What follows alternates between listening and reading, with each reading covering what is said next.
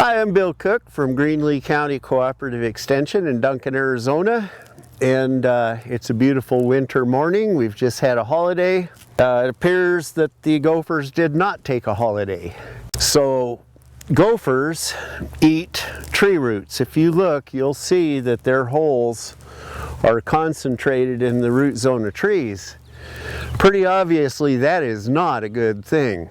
Now, the preferred method of gopher control is predators. If you can get a cat stick around, cats do a real good job of keeping your garden gopher free.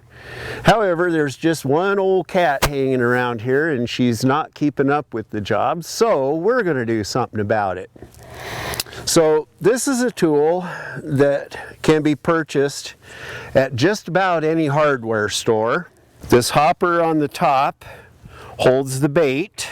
This tube is hollow, and then when we get to the very bottom, we'll see that there is a trap door that this handle operates. The gate dispenses bait into the run. So the reason for putting it directly into the gopher run is that it's not exposed to the surface where other animals could get at it.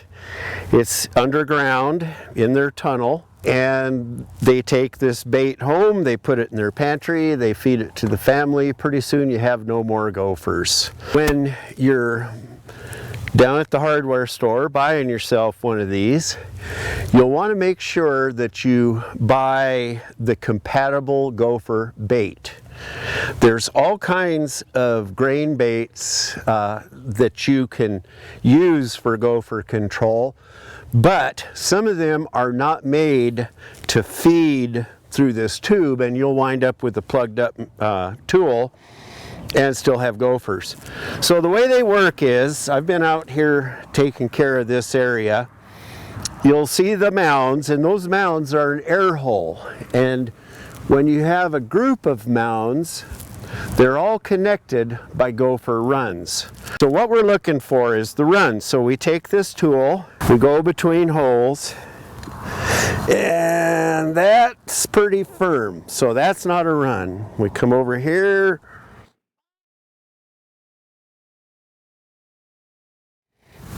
and one thing I have noticed is that if you have trenches like water lines and stuff, they seem to prefer those trenches. And there we go. You'll know immediately when you hit one of those runs. So we pull it just a little bit off the bottom of that run, and we crank this handle 2 times as per the instructions on the tool. And if you can see this here, you can see that when you crank this handle, that it puts this bait down in the hole. This particular bait is on something appears to be sorghum or milo, some sort of a grain like that. Make sure that goes down the hole. It was made for this specific tool. And then what I like to do is kick the mounds down, and that way if you come back in a few days and you have fresh mounds, well, you might just need to do it again. So that is my handy gopher tool.